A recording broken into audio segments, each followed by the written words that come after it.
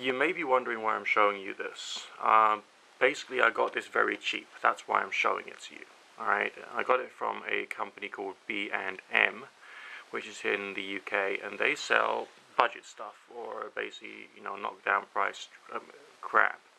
Occasionally you buy stuff from them and it's covered in chemicals from the Chinese factory, or it's gonna break first thing, really bad quality stuff, and that's why it's cheap.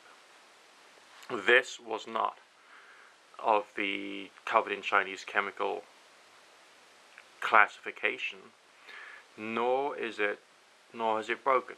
Okay, it's very good because it's a 1 liter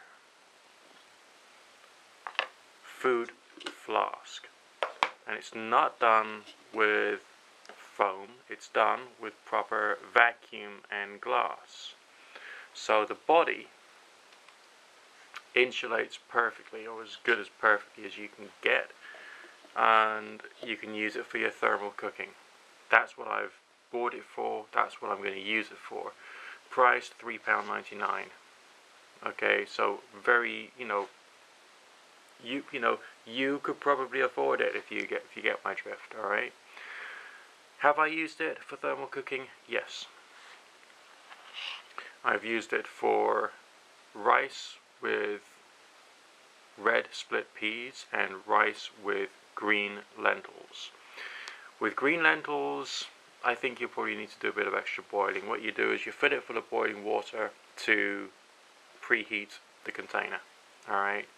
And then after a few minutes, once it's had a chance to get plenty of heat in there, you have not a lot of boiling water, and you got your ingredients. You pour out the water which is already in it, you put your ingredients into the pot, which in this case would be 1/4 cup of rice and 1/4 cup of red split peas. Then fill it up to about there with the hot water from the kettle. As you can see, my cat's just come in to say hello. Hello, cat. Yeah. Lovely, lovely, cuddly, soft, fluffy pussy cat. There we go. Nice bit of pussy shots there for the audience there. There we go. Okay. Alright. Then you place your lid on top, and you can put that on top, screw it up, and basically there you go. It's all done. Now you could use that as well. I mean, essentially, once you've put all your food in there, you leave it for 4 hours. Then after your 4 hours, you can just take the top off and go straight in there with your spoon, and you've got your meal, all cooked. As far as providing hot water is concerned, if you've got a wood gas stove, you can use that to prepare your water. Preferably get 2 on the go, get 1 done so you can have your water to heat up the inside, get a second one going to do the actual cooking water with. And then essentially you got yourself a meal which is cooked completely without any gas or any electricity, and so on and so forth. A Kelly kettle or a Gilly kettle would also work very well for you to generate the hot water that you need, or make the heat for the hot water that you need. And so there you go. Now this flask will actually fill you up. If it's full of the food, that's a meal.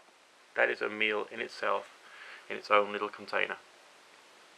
And as a direct result, if you got 3 people to feed, you buy yourself 3 of these. Okay? If you got 6 people to feed, you buy yourself 6 of them. Alright, if you want to do it for lunch and for dinner, you do it, you can get 1 for lunch and 1 for dinner. And you can make your dinner, your evening meal, immediately after you've made or you've had your lunchtime meal. And you can make your lunch the moment you finish your breakfast, or just before you start your breakfast. Okay? Cleaning is dead easy. Just take out the inserts and you can wash them. It is essentially a very good off-grid cooking device, basically, using of course the Haybox heat retention type system. And it's cheap.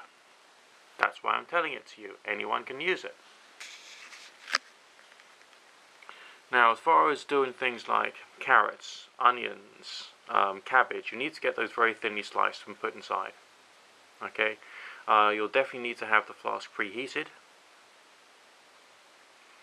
and I would strongly recommend that you would actually heat your cabbage and carrots in boiling water on a stove, so that the heat can go into the vegetables and start the process of cooking.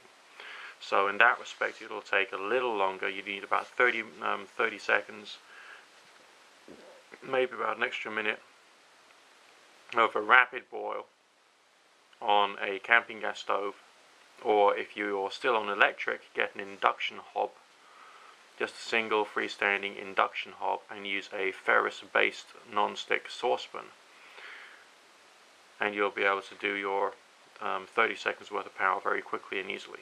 Okay, which you wouldn't be able to do if it's a standard cast iron hob, because they take ages to heat up and will therefore be less efficient, because you're doing this for energy efficiency and therefore to save money on your energy bills. Alright, so you're saving a little bit of money here and there, but essentially it can still be done.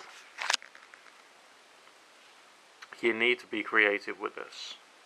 But remember, it's a slow cooking technology, so you treat it as such, and you try and make sure the heat has gone into the food. When I'm doing my red split peas, my red lentils and rice, it's only 1/4 cup of the red split peas and the rice, because they expand like crazy. They expand like crazy. Alright, I'm using white basmati rice, or white quick cook basmati rice. And the red lentils, they just, it doesn't take much to heat them. But if you've got lots of carrots, lots of slices of cabbage, you've got to put more heat into the vegetables. Alright, you might want to be a little more creative and just have one of these to cook all your rice, have another one to cook all your vegetables, have another one to cook maybe your meats. And then you can, when it comes to serving time, you could serve up for 3 people with a few spoons of this, a few spoons of that, a few spoons of that, if you get my drift. Alright, just a few tips as to how you can get your head around using heat retention cooking with quite cheap things that nearly anyone can lay their hands on. Alright, which can save you a lot of money in the long run. It is the long run, basically. But if you want to go off-grid, then it's wood gas stoves and Kelly or Gilly or Twig kettles. I think they're called Twig kettles, Kelly kettle, Gilly kettle, and you can use those and boil the water outside when the kettle's boiling. You can then use the water straight away. Okay? So work yourself out a system, and that's your off-grid cooking for you, or at least the vast majority of it. The stuff you might want to do indoors. I mean, if you're going outdoors, you can use a barbecue. You could, you can dig a hole and put a fire in it. There's all sorts of things you can do for outdoor cooking.